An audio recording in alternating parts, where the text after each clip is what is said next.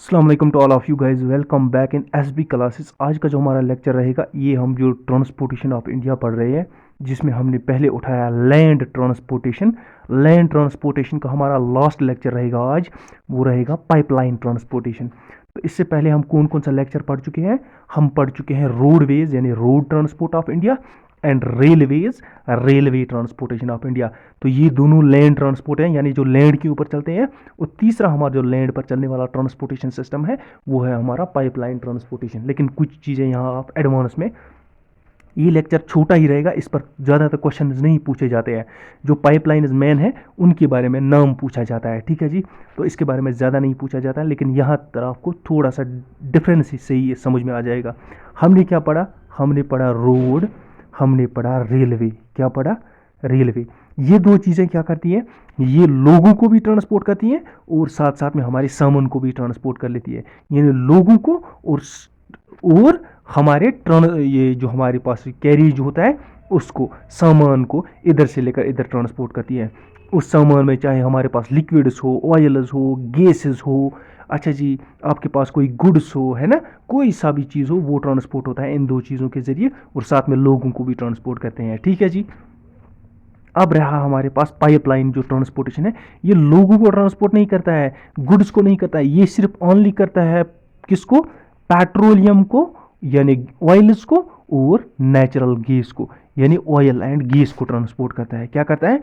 Oil and gas को transport करता है। ये चीज़ यहाँ पर याद रखने की ज़रूरत है, ठीक है जी। अब हम आज का ये जो हमारा लेक्चर है, इसकी तरफ आ जाते हैं। 10-15 मिनट का लेक्चर बन जाएगा, ज़्यादा नहीं है। 12 पेज हैं, हालांकि ये उतना आपको पढ़ना नहीं है, लेकिन थोड़ा सा याद रखने की ज़रूरत है, यानी इसका कंसेप्ट जहन में होना चाहिए आपको।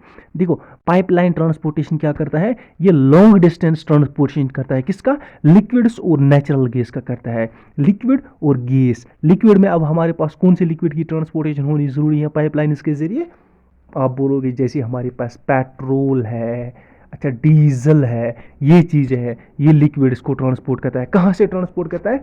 जहाँ से इनको निकाला जाता है। यानी अगर समंदर के किनारे से कहीं से नीचे निकाला जाता है, या किसी ऐसी जगह से, दूर दराज जगह से इसको निकाला जाता है, फिर इसको पहुँचाना है कहाँ पर? रिफाइन करना है। यानी अब आपने ज़मीन के नीचे से, समंदर के नीचे से पेट्रोल या नेचुरल गैस निकाला, लेकिन अब वो ऐसे ही हम थोड़ी ना यूज़ करते हैं उसको। थोड़ा सा पहले उसमें मिक्स होते हैं और भी बहुत सारे गैसेस, केमिकल्स, है ना, यानी मिक्स अप होता है वो। अब उसको फिल्टर करना है, पेट्रोल अलग निकालना है, नेचुरल गैस अलग निकालना है।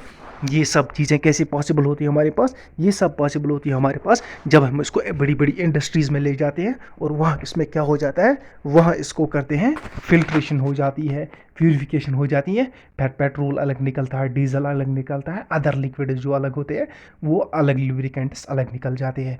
यही सिस्टम हमारे गैसेस के साथ भी है, नेचुरल गैसेस के साथ भी। इनको कम फैक्ट्रीज तक पहुंचाया जाता है, ठीक है जी। और जो फैक्ट्री तक पहुंचाया जाता है, उन फैक्ट्रीज़ को क्या बोलते हैं? रिफाइनरीज। यूजुअली ये रिफाइनरीज जो है ना, ये दूर होती हैं। क्या होती हैं? दूर। फॉर एग्जांपल मान लो श्रीनगर से गैस निकला, अब इसको रिफाइनरी जो हमारे पास श्रीनगर से गैस या पेट्रोल निकला ज़मीन के नीचे से, फॉर एग्जांपल, या समंदर से, मान लो यहाँ समंदर भी है, तो उसके बाद क्या है? जम्मू में हमारी रिफाइनरी है। अब इसको जम्मू तक पहुंचाने के हमारे पास ज़रिए दो है। या रोड्स के ज़रिए ट्रक्स इसको ले जाएंगे, वो बड़ी बड़ी ट्रक्स, है ना, यानी ये डेंजरस काम है ना, अगर कहीं रास्ते में कुछ हो गया तो प्रॉब्लम हो सकती है। रेलवे के ज़रिए, अभी तो रेल चल नहीं रही है, मान लो अगर रेल चल भी रही होती तो रेलवे के ज़रिए ले जाते हम, ये भी एक डेंजरस चीज़ था। लेकिन अब हम क्या करते हैं? अब हम road, main road, railway track से भी दूर, लोगों की बस्ती से भी दूर, जहाँ ये शहर है उनसे भी दूर क्या कर लेते हैं? हम पाइपलाइंस बिछाते हैं और सीधे इसको ले जाते हैं पाइपलाइंस के ज़रिए। कहाँ तक? यहाँ तक, रिफाइनरीज तक पहुँचा जाते हैं, ठीक है जी। अब ये पाइपलाइंस जो है ना, ये बिछाते हैं हम, इसमें हर एक लिमिट के बाद, मानो 50 किलोमीटर या 100 किलोमीटर या 200 किलोमीटर के बाद हमारे पास क्या होती है? पंप स्टेशन होती हैं, यानी छोटी छोटी और फैक्ट्रियाँ होती है, जहाँ ये डिपॉजिट होती है। यहाँ से दूसरा मोटर इसको फोर्स करता है, आगे बढ़ाता है, यहाँ से तीसरा करता है, ये बीच में क्या है? इसमें पंप स्टेशन होते हैं, ठीक है जी। ये पंप स्टेशन बीच बीच में हमारे पास क्या काम करती है? अगर कहीं लीकेज होता हो तो ये, इसे मान लो ये यहाँ से गैस या ऑयल जा रहा है यहाँ तक, यहाँ एक पंप स्टेशन है, यहाँ दूसरा है, यहाँ तीसरा है ना, ये मान लो 500-600 किलोमीटर लंबा आपका ये डिस्टेंस है। मान लो यहाँ कुछ लीकेज हो रहा है, यहाँ कुछ लीकेज हो रहा है, यहाँ पर, यहाँ पर, यहाँ, ठीक है जी। तो इसे यहाँ ही स्टॉप कर लेते हैं, इसका मतलब लीकेज बच जाता है। यहाँ लीकेज हो रहा है तो यहाँ पर ही स्टॉप किया जाता है। अगर इधर लीकेज हो रहा है तो यहाँ पर ही स्टॉप कर दिया जाएगा, है ना। यहाँ पर भी एक स्टॉप बना होता है, अगर इधर लीकेज हो तो यहाँ पर। ये पंप स्टेशन इसको इससे क्या करते हैं, प्रिवेंट करते हैं, ठीक है जी। ताकि जो लीकेज है, लीकेज से बच जाए। अगर लीकेज हो इससे लोगों को भी प्रॉब्लम हो जाएगी, और साथ में हमारा जो ये अपना ये रिसोर्स है ये भी वेस्ट हो जाता है, ठीक है जी। तो ये आपको एक आइडिया लग गया होगा। अब देख लेते हैं एक रफ आइडिया, दुनिया के कौन से ऐसी कंट्री है जहाँ ज़्यादातर पाइपलाइन्स हैं। देखो 65% पाइपलाइन्स जो है वो यूएसए में है। कहाँ है, यूएसए में है। क्या है, यूएसए में है। 65% पाइपलाइन्स, 65% पाइपलाइन्स यूएसए में बिछी हुई है। 8% रशिया में है, 3% कनाडा में है। यानी रशिया, कनाडा और यूएसए, इन तीन कंट्रीज़ में कितना है, 76% ऑफ द टोटल जितनी में वर्ल्ड में पाइपलाइन्स बिछी हुई है, और भी कंट्रीज़ में बिछी हुई है, उनका 76% किस किस कंट्री में, यूएसए, कनाडा और आपका कौन सा हो गया, रशिया, इन तीन कंट्रीज़ में। यानी यहाँ एक आइडिया ये भी लग जाता है कि इन कंट्रीज़ में थोड़ा सा ज़्यादातर ये क्या कर लेते हैं, ये रिफाइनरीज़ हैं, या ज़्यादा ये गैस ऑयल निकालते हैं, ठीक है जी। समझ में आ गया, क्योंकि इनके पास टेक्नोलॉजीज भी है। पाइपलाइन अब हमारे पास दो तरीके की हो सकती है। क्या हो सकती है, पाइपलाइन ट्रांसपोर्टेशन हमारी दो तरह की हो सकती है। किस तरीके से, एक जो आपको गैस ट्रांसफ़र करता हो, गैस पाइपलाइन हो, नेचुरल गैस पाइपलाइन हो। दूसरी हमारे पास जो हो, जो ऑयल कौन सा ऑयल, पेट्रोलियम, है ना, पेट्रोलियम को ट्रांसपोर्ट करता हो, डीजल को ट्रांसपोर्ट करता हो। ये दो ट्रांसपोर्टेशन हमारे पास है पाइपलाइन ट्रांसपोर्टेशन की, ठीक है जी। अब ये नेटवर्क देखो इंडिया का, ये जो मैंने दिखा, ये ना, अब आप देखो कि, एक मिनट मैं इसको जूम कर लेता हूँ। J&K में तो नहीं है, है ही नहीं। अब देखो ये क्या दिखा रहा है, ये ब्लू वाला है ना, ये क्रूड ऑयल, यानी क्रूड ऑयल निकाल कर रिफाइनरीज तक पहुंचा रहे हैं। देखो यहाँ से निकल रहा है, यहाँ रिफाइनरी कोई है, यहाँ से निकल रहा है, यहाँ कोई रिफाइनरी है, यहाँ से निकल कर यहाँ रिफाइनरी, यहाँ से निकल कर यहाँ रिफाइनरी है, रिफाइनरीज तक ये पाइपलाइन्स बिछी हुई है, ठीक है जी। ये समझ में आ गया आपको, बिल्कुल समझ में आ गया होगा आपको। अब मैंने यहाँ एक छोटी सी टर्म लिखी हुई है, there are 3 major pipelines in India. अब इंडिया की तरफ आ जाती है। इंडिया में 3 क्या है, इंपॉर्टेंट है, मेजर नहीं बोल रहा हूँ। मेजर हो गए बड़ी बड़ी, और इम्पॉर्टेंट हो गई जो ज़्यादा इंपॉर्टेंट है। कौन कौन सी है वो हमने, अगर आप यहाँ पढ़ोगे तो कोई बात नहीं है, वैसे अगर इसे आप इग्नोर भी करोगे कोई टेंशन भी नहीं है, क्योंकि मैंने नीचे अच्छी तरह लिखी हुई है। 6 इंपॉर्टेंट पाइपलाइंस है हमारी इंडिया में, 6 इंपॉर्टेंट पाइपलाइंस है हमारी इंडिया में। देखो एक कौन सी है, ये है निहार कटिया, नुमाती, बिरूनी पाइपलाइन। ये इतनी 2-3 स्टेट्स में घूम रही है। मुंबई अंकलेश्वर कोयाली पाइपलाइन, ये दूसरी है। सयाला ये वाली, हाजरा बीजापुर ये तीसरी है। जामनगर, कांडला, बठिंडा, ये भी हमारे पास है। ये हमारे पास, इतना याद रखो, 6 मेजर पाइपलाइन है इंडिया। मेजर यानी सबसे बड़ी बड़ी पाइपलाइन है इंडिया में। अब देखो ये पाइपलाइन कैसे बिछी हुई है। ये जो पाइप दिख रही है ना आपको, छोटी छोटी आपके इस पिक में, ये जो पाइपें यहाँ पर हैं, ये दरअसल छोटी उतनी नहीं है, ये इतनी बड़ी है। इस पाइप लाइन में तकरीबन तकरीबन मेरे और आप जैसा बंदा खड़ा हो सकता है। खड़ा ऐसे है ना ये पाइप लाइन, इसमें खड़े हम बैठ सकते हैं। यानी इनकी विड्थ अगर हम करें, जो बड़ी हमारी टैंकियाँ होती है ना, बड़ी बड़ी जो पानी के लिए ऊपर रखी होती है, उनसे भी ज़्यादा इनकी विड्थ होती है। यानी चौड़ाई में उनसे भी ज़्यादा होती है, बड़ी बड़ी पाइप लाइन्स हो जी है, ठीक है जी। समझ में आ गया।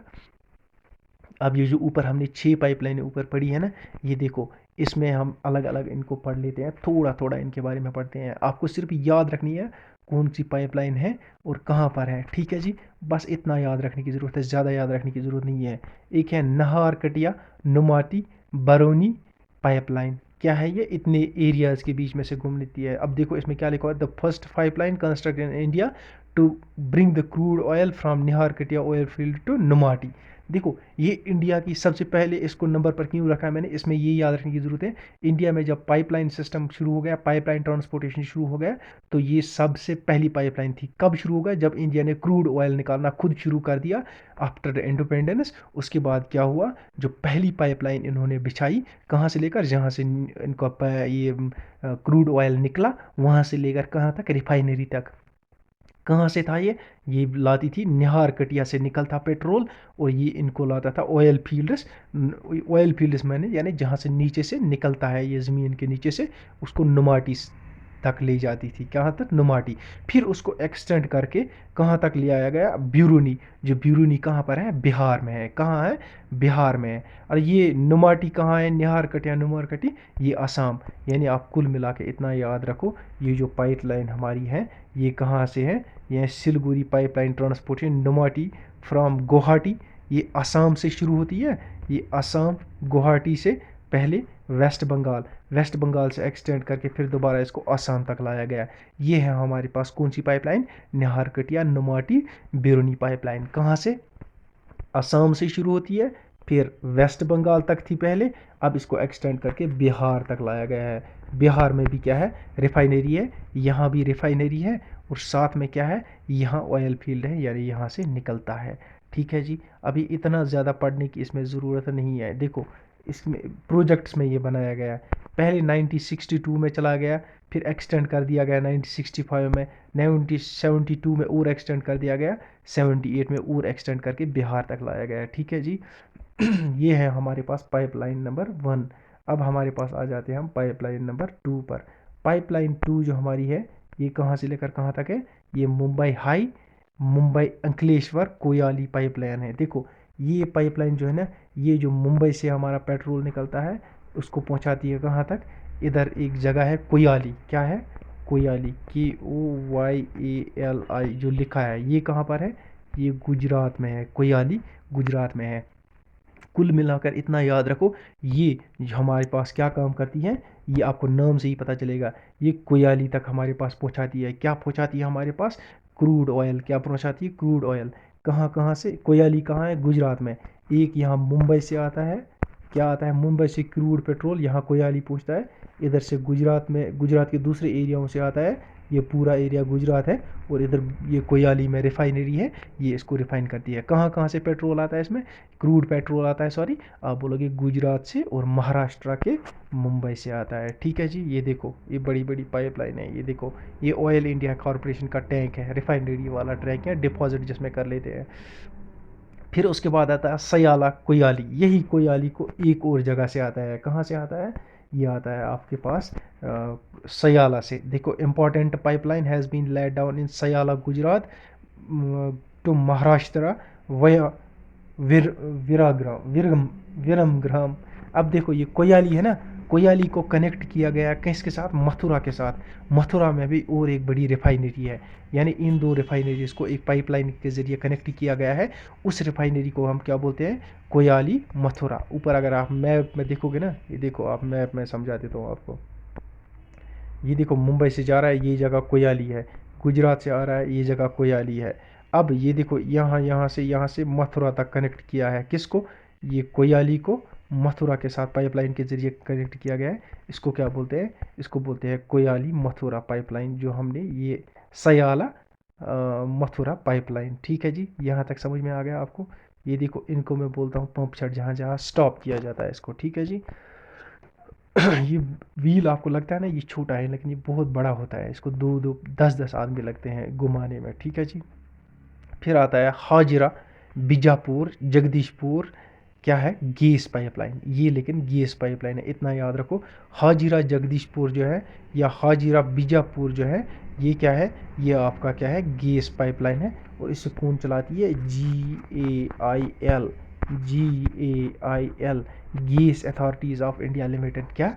गैस। एक बात याद रखो, ये देखो GAIL SAIL, इनमें क्या डिफरेंस है? गेल अथॉरिटीज़ यानी gas authorities of India limited, ये गवर्नमेंट की ऑर्गेनाइजेशन है। ये है SAIL steel authorities of India, steel authorities of India limited. ये किसकी कंपनी है? ये भी गवर्नमेंट की, गवर्नमेंट ऑफ इंडिया की कंपनी है। गवर्नमेंट ऑफ इंडिया की बोल रहा हूँ, किसी स्टेट गवर्नमेंट की नहीं बोल रहा हूँ। अच्छा जी। ONGC oil and natural gas corporation, कहाँ हेड ऑफिस है इसका? देहरादून में है इसका हेड ऑफिस। ये क्या है? ऑयल नेचुरल गैस दोनों ये क्या करती है? दोनों को निकालती है और रिफाइन करती है। किसकी कंपनी है? गवर्नमेंट ऑफ इंडिया की कंपनी। अच्छा जी।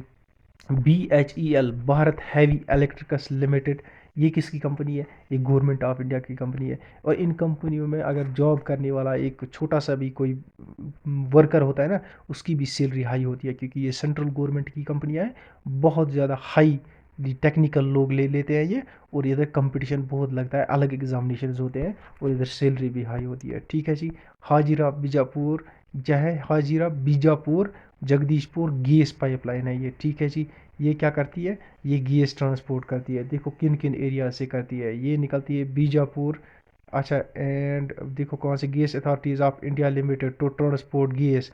ये है 1750 kilometre long and connects Hazira. Hazira जो महाराष्ट्र में है, उसको कनेक्ट करता है एमपी में जगदीशपुर के साथ। अच्छा, उसको पहले ये इधर से देखो, आप इधर से हाजीरा, गुजरात, मैं मैप से बताता हूँ आपको। देखो ये इधर से निकलता है, यहाँ से, यहाँ कहीं से, है ना। और ये निकलता है आपका इधर महाराष्ट्र से निकलता है। महाराष्ट्र से इधर किधर जाता है? एमपी। एमपी से इधर आकर यूपी में चला जाता है। ये गैस लाइन 3 स्टेट्स को कनेक्ट करती है। किसको? महाराष्ट्र, गुजरात, महाराष्ट्र, मध्य प्रदेश और आपका उत्तर प्रदेश, इन तीनों को कनेक्ट करती है। हाजिरा कहाँ पर है? आप बोलोगे हाजिरा सर कहाँ पर है? हाजिरा आपका महाराष्ट्र में है, और उसके बाद ये एमपी में जाती है, फिर जाती है जगदीशपुर। जगदीशपुर आपका कहाँ पर है? यूपी में है। ठीक है जी। कब कंस्ट्रक्ट हुई, कैसे हुई, वो आपको पढ़ने की ज़रूरत नहीं है। एक बात याद रखो, ये पाइपलाइन बिछाई जाती है ना, इस एक पाइपलाइन को, एक पाइप को बिछाने में, या अगर 2-4 पाइपें होती हैं, ये सेट ऑफ पाइपलाइन 2 या 3-4 होती है, इनको बिछाने में बहुत पैसा खर्च होता है। 1 किलोमीटर ये पाइपलाइन बिछाने में 6 से लेकर 7 करोड़ का इन्वेस्टमेंट होता है। 7 करोड़ खर्चा हो जाता है। खुद समझ लो कि ये पाइपलाइन कितनी कास्ट होती है। ठीक है जी। ये देखो, फिर आता है Jamnagar Loni LPG gas pipeline. ये क्या है? LPG gas pipeline. जो हमारी घरों में एलपीजी चलता है, ये वो वाली गैस है। अब एक ही गैस थोड़ी है, गैस हमारी घरों में चलता है, ऑक्सीजन वाला गैस भी होता है, दूसरी गैसेस लेबॉर्ट्रीज़ में, दवाई बनाने में, कंपनीज़ में, गाड़ियाँ जो होती हैं उनमें यूज़ होती है, रेफ्रिजरेटर्स उनमें यूज़ होती है ना। गैसेस हमारे पास बहुत सारे टाइप के होते हैं। ठीक है जी। ये 1269 किलोमीटर लॉन्ग है, constructed by gas authorities of India. ये जितनी गैस की पाइपलाइनें हैं ना, इनकी मेजॉरिटी किसकी, मेजॉरिटी किसकी है इनमें? आप बोलोगे gas authorities of India limited. ठीक है जी। और सबसे बड़ी पाइपलाइन जो इंडिया की गैस की है, वो भी इसी के पास है। किसके पास? Gas authorities of India limited के पास। अब देखो ये कहाँ कहाँ किस एरिया से गुजरती है। ये लोनी जो है ना, गुजरात में, जो मैंने आपको पढ़ाया था, वहाँ पर एक क्या है, पार्क है, नेशनल पार्क भी है लोनी, गुजरात में। वहाँ से नीति है, दिल्ली पहुँचती है। दिल्ली से आपको क्या करती है? यूपी भी जाती है, और पासिस होती है किन किन स्टेट्स के ज़रिए? आप देखो, गुजरात, राजस्थान, हरियाणा, यूपी, इन स्टेट्स के दरमियान ये पाइपलाइन चलती है। ये क्या है? LPG pipeline. ठीक है जी। आ जाओ उसके बाद कांडला बठिंडा। क्या है? कांडला बठिंडा। इतना याद रखो। कांडला कहाँ पर है? आप बोलोगे कांडला शायद गुजरात में है। आप ये देखो, pipeline include Kalol Sabarmati crude pipeline, Naugam Kalol. अच्छी, इतना जी याद रखो आप। ये पाइपलाइन जो आपका है, ये गुजरात से जाती है, आपका बठिंडा पंजाब तक जाती है। ठीक है जी। इतना आप याद रखो। फिर मेरे ख्याल से एक बात, हल्दिया कोलकाता कैटरिंग, 1 मिनट में इसको पढ़ भी लेता हूँ, मुझे कन्फ्यूजन हो रहा है इसमें, क्योंकि मैंने कुछ और पढ़ा था। The pipeline constructed for the important transportation of the crude oil. ये क्रूड ऑयल की है ना। अब ये पाइपलाइन जो ऊपर मैंने पढ़ी, इन्हें याद रखना, गैस की कौन है और क्रूड ऑयल की कौन है। Proposal for Bathinda refinery. ठीक है जी। It is to be constructed by oil India corporation and estimated 690। अब ये कहाँ पर होगी? ये गुजरात से आएगी, कहाँ? बठिंडा पंजाब तक आएगी। और इसका मालिक कौन होगा? इसको बनाएगा कौन? Oh Oil India Corporation. Oil India Corporation इसको बनाएगी। ठीक है जी। ये देखो, आप बढ़ो आगे, और लास्ट पर कुछ इंपॉर्टेंट पॉइंट्स हैं जो आपको याद रखने की ज़रूरत है। इसमें ज़्यादा पढ़ने की ज़रूरत नहीं होती है पाइपलाइन ट्रांसपोर्टेशन में। ठीक है जी। क्योंकि क्वेश्चन वो 2 अदर जो इंपॉर्टेंट टॉपिक्स है उनसे पूछा जाएगा, या फिर आता हमारा एयरवेज, वो भी पढ़ना है हमें, वाटरवेज वो भी पढ़ना है, उसमें भी से भी क्वेश्चन आते हैं। इसमें बहुत कम चांसेस है। Who owns the largest pipeline?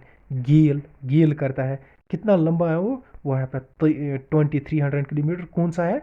Hazira Vijaypur Jagdishpur जो हमने पढ़ा, वही सबसे लंबी गैस पाइपलाइन है। ठीक है जी। अच्छा, जामनगर लोनी गैस पाइपलाइन जो है longest gas pipeline in India है। क्या है? Longest LPG.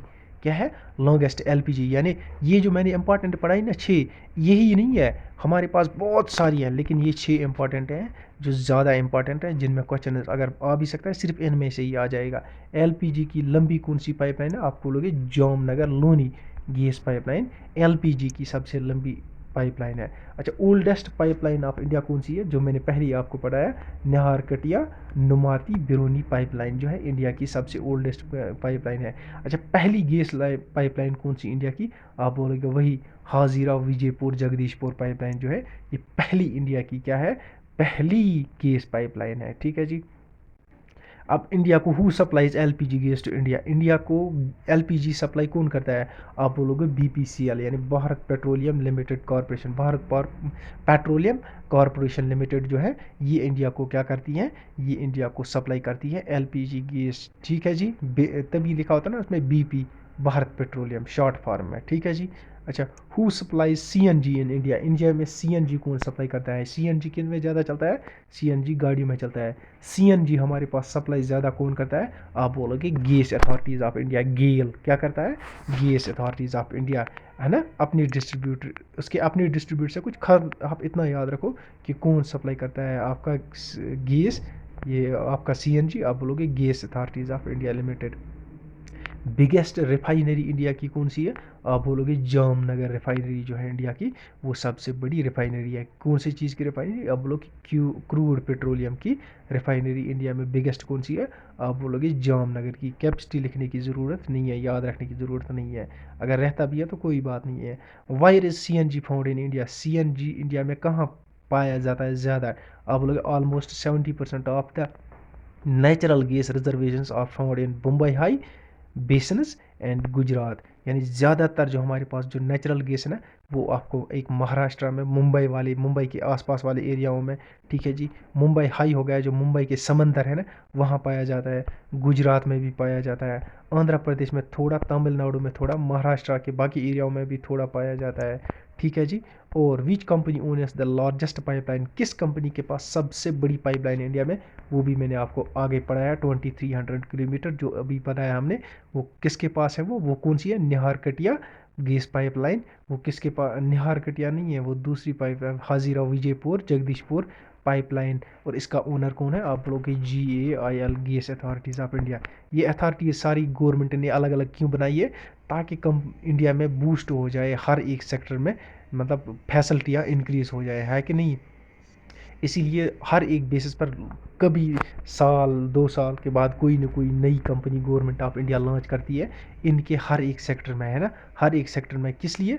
एक तो वो अपना इनकम इंक्रीज़ करना चाहती है, और दूसरा वो डिपेंडेंस कम करना चाहती है। क्या करना चाहती है? अदर कंट्रीज़ पर डिपेंडेंस कम करना चाहती है, इंडिपेंडेंट बनना चाहती है। ठीक है जी।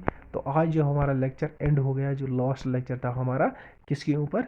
जो लास्ट लेक्चर था हमारा लैंड ट्रांसपोर्टेशन की, पाइपलाइन ट्रांसपोर्टेशन। इंशाल्लाह नेक्स्ट लेक्चर में मिलेंगे, तो तब तक के लिए खुदा हाफिज़।